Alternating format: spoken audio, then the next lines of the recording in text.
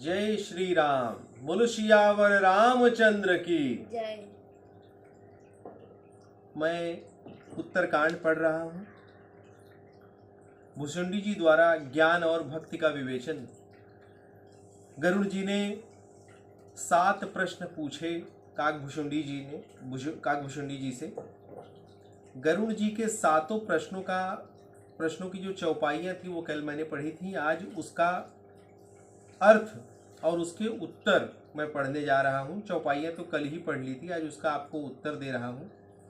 सारांश में आपको बता दूं कि ये 7 प्रश्न जो हैं, गरुड़ जी ने पूछा था कि हे काकभुसुंडी जी, पहला प्रश्न यह है कि सबसे दुर्लभ शरीर कौन सा है, सबसे बड़ा दुख कौन सा है, सबसे बड़ा सुख कौन सा है, संत और असंत के स्वभाव क्या होते हैं, वेदों में प्रसिद्ध महान पुण्य कौन सा है और महाभयानक पाप कौन सा है और मानस के रोग क्या क्या है। ये 7 प्रश्न हैं। इन 7 प्रश्नों के उत्तर काकभुसुंडी जी दे रहे हैं, आप लोग श्रवण करें।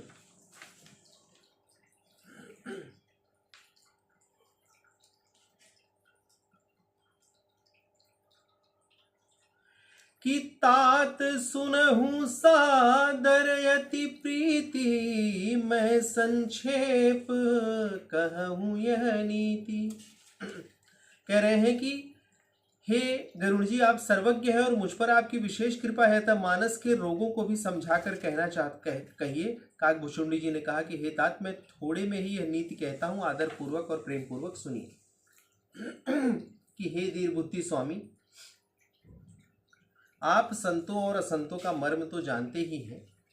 मनुष्य शरीर के समान कोई भी देह नहीं है जिसकी चर अचर जीव मात्र याचना करते हैं। यह शरीर नरक, स्वर्ग और मोक्ष की सीढ़ी है तथा शुभ ज्ञान, वैराग्य और भक्ति को देने वाली है। वह शरीर धारण कर जो मनुष्य प्रभु का भजन नहीं करते और सांसारिक विषयों में लीन रहते हैं, वे मंद से बढ़कर मंद हैं और पारस मणि को हाथ से फेंक देते हैं और बदले में कांच के टुकड़े ले लेते हैं। संसार में दरिद्रता के समान कोई दुख नहीं और संत समागम के समान कोई सुख नहीं। ही पक्षीराज, मन, वचन और कर्म से परोपकार करना संतों का स्वाभाविक स्वभाव है। संत जन दूसरों के हितार्थ दुख सहते हैं और अभागे असंत दूसरों को दुख देने के लिए कृपालु संत भोज वृक्ष के समान अपनी छाल तक छिलवाकर दूसरों के हित के लिए नित्य घोर विपत्ति सहते हैं। किंतु दुष्ट लोग सन के समान अपनी खाल खिंचवाकर और विपत्ति सहकर भी मर जाते हैं तथा रस्सी रूप होकर के दूसरों को उसी रस्सी से बांधते हैं। हे गरुड़, सुनिए, दुष्ट बिना स्वार्थ के ही सांप और चूहे की भांति दूसरों का हित करते रहता है। दुष्ट वे दूसरों का धन नाश कर स्वयं नष्ट तो हो जाते हैं, जैसे खेती का नाश कर ओले स्वयं भी नष्ट हो जाते हैं। दुष्ट का उदय सदैव दुख देने के लिए ही होता है। दुष्ट का उदय जगत को सदैव दुख देने के लिए ही होता है, जैसे प्रसिद्ध नीच ग्रह केतु का उदय हुआ है। संत का उदय सदैव सुखकर है, जैसे चंद्र और सूर्य का उदय सारे विश्व को सुखदायक है। वेदों में प्रसिद्ध है कि अहिंसा सबसे बड़ा धर्म है और दूसरे की निंदा के समान पाप का पहाड़ कोई नहीं। भगवान और गुरु का निंदक मेंढक बनता है और 1000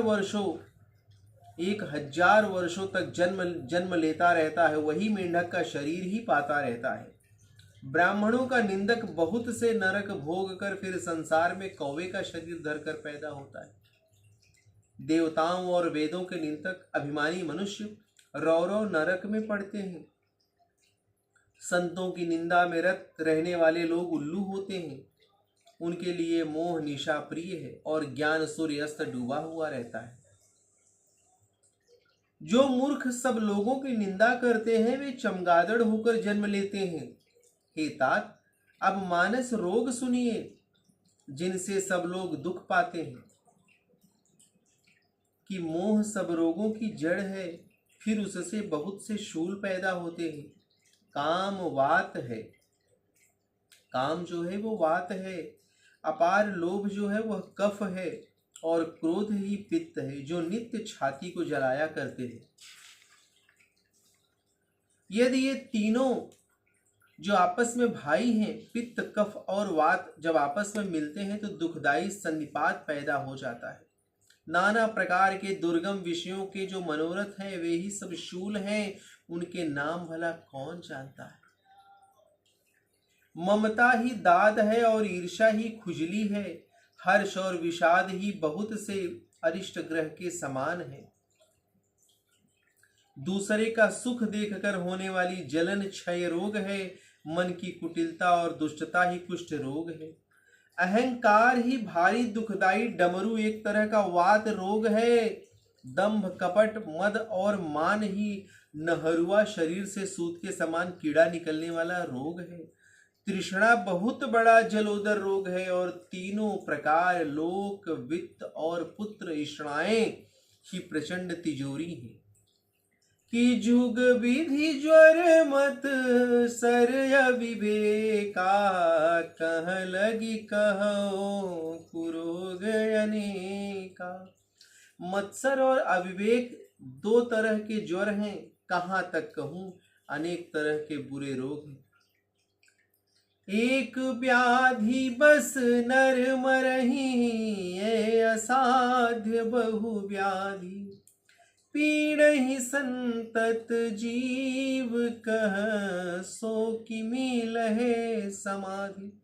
एक ही रोगों के कारण मनुष्य मर जाते हैं, फिर ये तो बहुत सी असाध्य व्याधियां हैं जो सदैव जीवन को पीड़ा दिया करती हैं। ऐसी अवस्था में वह कैसे समाधि शांति प्राप्त करे। नियम धर्म आचार तप ज्ञान यज्ञ तप ज्ञान तथा और भी करोड़ों औषधियां हैं, दान, किंतु ये हरिवाहन गरुण, हे हरिवाहन गरुण, ये रोग उक्त औषधियों से नहीं जा सकते। ये सिर्फ और सिर्फ कि राम कृपाय नासहि सब रोगा, जो एहि भांति बनई संजोगा। सदगुरु वैद बचन विश्वासा, संजम यहन विषय के आशा। कि राम जी की कृपा से ही सब रोग नष्ट होंगे, किंतु यदि इस प्रकार संयोग जुट जाए कि सदगुरु रूपी वैद्य के वचन में विश्वास और विषयों की आस ना करे, तब ही ऐसा संभव हो सकता है। बोलो सियावर रामचंद्र की जय, पवन सुत हनुमान की जय, बोलो सब संतन की जय। श्री राम।